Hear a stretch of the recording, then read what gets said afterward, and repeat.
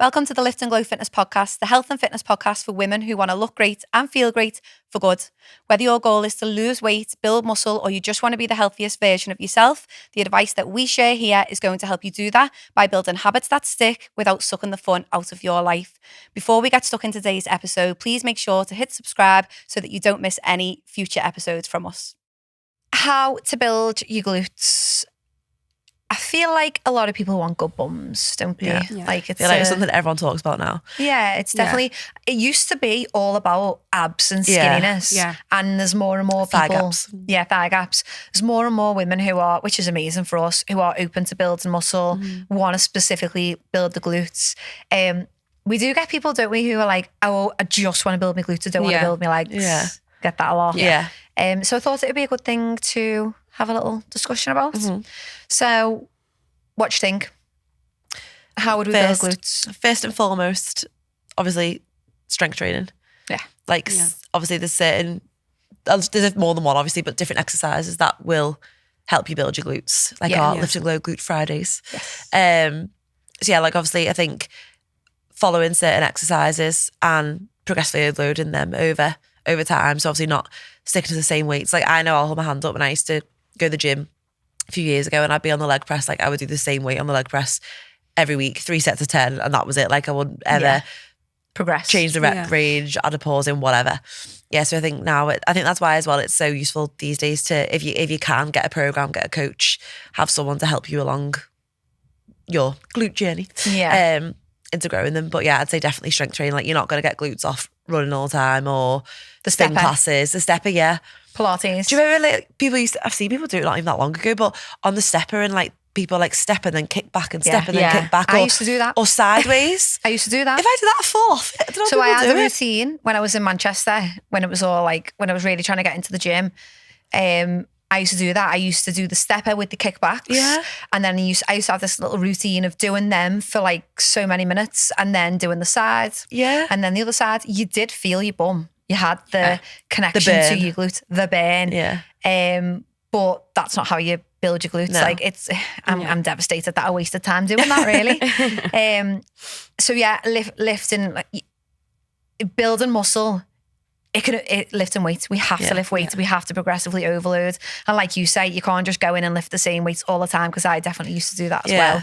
In the gym that I used to go to certain classes and I would swap exercises for like glute exercises, but I never actually lifted heavy weights. I just did like jump lunges. Yeah. And because I got sore the next day from jump lunges, I was like, oh yeah, that's my bum growing. But it never grew. It just like, you know, it just burned.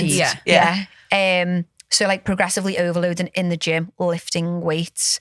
I would say that one glute workout a week is not Sufficient. it's not sufficient. Yeah. If you're like wanting to grow your glutes, hit them 3 times a week. Yeah. 3 times, yeah. Yeah, your glutes can recover well. And if you hit them 3 times a week, you will see growth quickly. Like we see that a lot in Lift and Glow, don't we? Like girls, the glutes popping It makes within me the laugh first when, like, 6 weeks. But it's a squat day and like obviously I'm like, if I'm coaching the class I'm watching, I'm just like Lift and Glow peaches. Like everyone is everywhere. just, It's I feel like me and Fran walk around places like she lifts it, she's got a Lift and Glow bum. Like you can tell when someone's like lifted for the glutes. You can tell when they've had a BBL. Like, it's When they've just cheated. obvious. Yeah. So you can train your glutes 3 times a week. Once I started doing that, because I was long back me, I had no bum whatsoever. Long back. I never had any bum, got no glute genetics whatsoever. They just completely bypassed me. And used to work at a desk, so sat down all day. Didn't have very good connection to my glutes, so I never really felt them. And I did used to like train, like I'd do leg day, upper day, you know what I mean? And then like a cardio, that would be my 3 workouts. Whereas when I switched it to 3 full body so that I was able to hit the glutes 3 times a week, I just really saw a difference. Yeah. And I know that a lot of the girls who we've trained do as well. What type of exercises do we think? Hip thrusts, squats. Yeah. Single leg exercises, like, single leg deadlifts. Yeah, really yeah. good. Yeah. So we want like for like maximal muscle. There's a very big debate. I was actually watching a video on this yesterday. There's a big debate between like hip thrusts and exercises like squats. So squats train the muscle in the stretched position. And there is like more and more studies coming out to say that hypertrophy, which is muscle growth, is it's more effective to train it under the stretch position than the shortened. So the hip thrust shortens the muscle, because you feel it on the squeeze. It works when you squeeze, and the squat, the RDL, is on the stretched. And so like more studies are saying that the stretch position grows muscle better, which it does, which like there's lots of evidence for that. But hip thrust is still amazing because it helps people connect to the glutes. So I don't think it's a case of which one is better. You should be doing both. You should do both. Like I personally, I never feel squats in my bum ever. No, I'm a proper but quad dominant person. Just because you don't feel them doesn't mean it's not working. Oh no, I know. But like I feel like for me personally, I feel more benefit off a hip thrust. Yeah, because you feel the burn. Yeah. But that isn't actually I get what you mean. needed for What we were saying. Yeah, it's not actually needed for it's mad. So like just because, so I do think that it's great, especially for me who couldn't feel my glutes at all. Yeah, it helped me, hip thrust helped me connect to the glutes. It helped me be able to squeeze them and activate them and get used to using them. Same with things like donkey kicks. Donkey kicks don't build glutes on their own. They have to be part of a program. Yeah. And so we need a combination of both. So we need exercises that stretch the glute, which is like your squat, your RDL, single leg deadlift, my all-time favorite. I love a single leg deadlift. Oh my gosh, love a single leg deadlift. A beast stance RDL, Bulgarian split squat. I love a split squat. Yeah. Everyone hates them, but they're so good. The Bulgarian split squat not only trains it in the stretch position, but because you've got a balance, you've got to play balance too, it gets your glute medius. Yeah. So that's really good. And, lunges, barbell lunges, which is in this month's program. So you need like those stretched ones, and then your shortened ones would be hip thrust, single leg hip thrust, bridge, frog pumps, donkey kick, kickbacks, like Remember frog cable. pumps? Used to do them all the time. Frog pumps, yeah, I know. Don't do them anymore. I know. What's that, Don't like know why. sideline hip raise? Bring them back. Frog pumps is like feet together, knees out. And then you're literally just a frog pump in the air.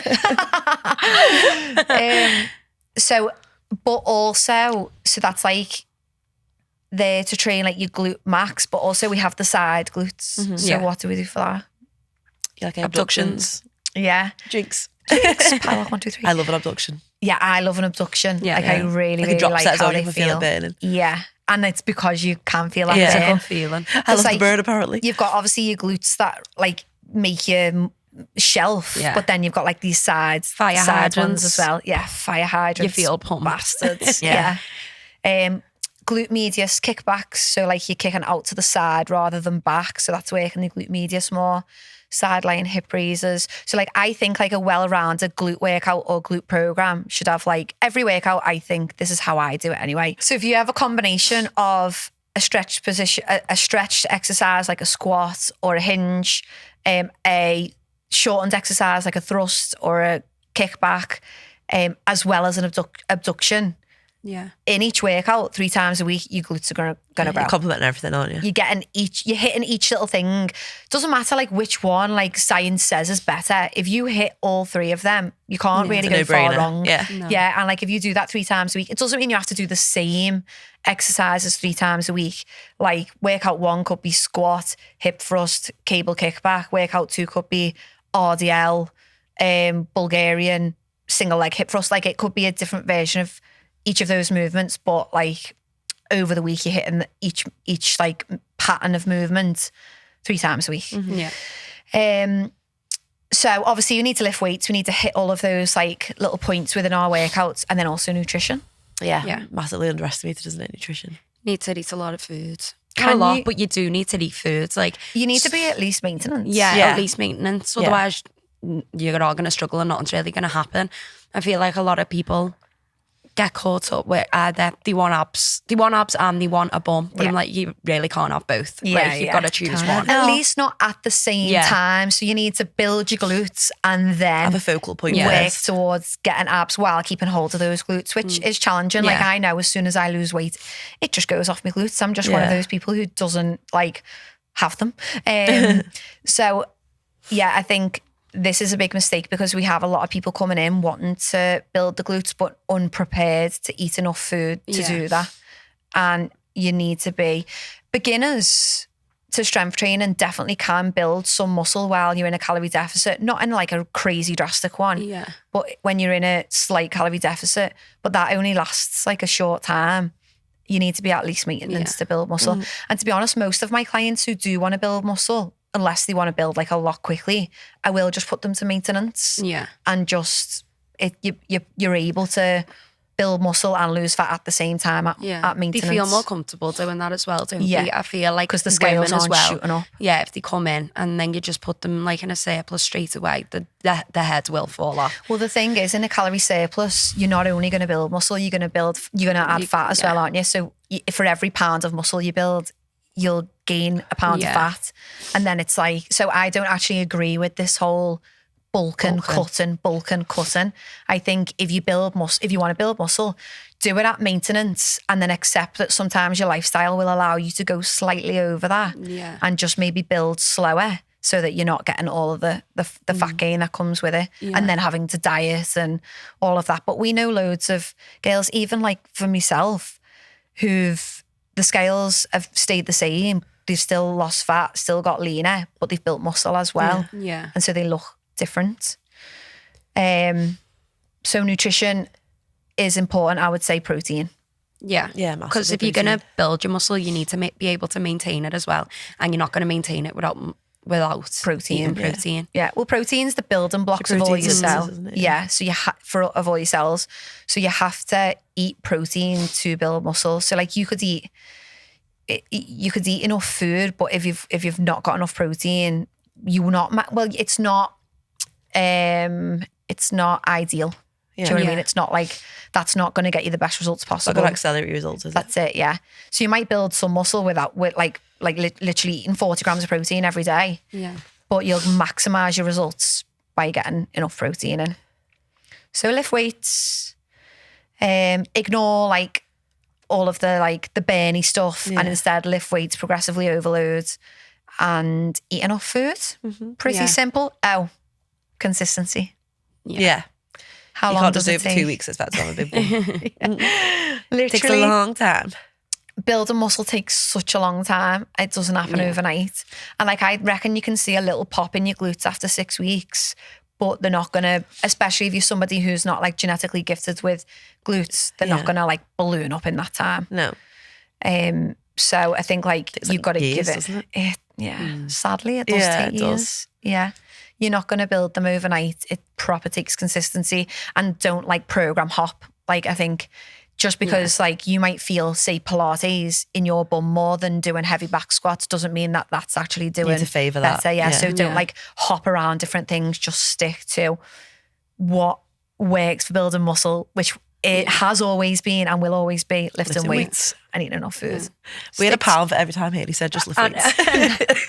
I would be minted. Yeah. Like no, we would be minted, not you. No, but like that's like my answer to everything. If someone's like unhealthy, I'm like, well, if you just like lift weights. Because even if like there was this podcast I was watching yesterday, it was talking about this study which was done on people who kept their diet exactly the same, but lifted weights and improved all of their health markers.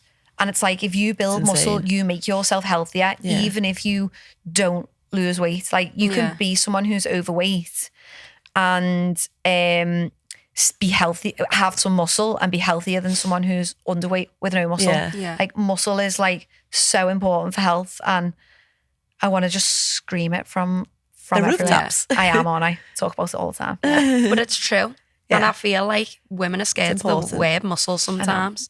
Like if you want a bump, that's muscle. Yeah. Yeah. Do they know that? Or some people say I want to be toned, but I don't want to get muscly. I'm like, well, that is muscle though. What you're saying makes no sense because being toned is muscle. Yeah. And I think like, so a lot of people's like body goals, like, I don't really like that, but you know, like J-Lo. Look at J-Lo. That woman has lifted weights before it was cool. Yeah. She's lifted weights. And like you age slower when you've got more muscle. Like you have the figure that you create is like aesthetically pleasing. You're like bum, small waist, all of that, toned, lean. Like that's muscle. That's Yeah. not just weight loss. Yeah. So build muscle. So End off. lift weights. Lift weights, everyone. Everybody needs to lift weights. Everyone.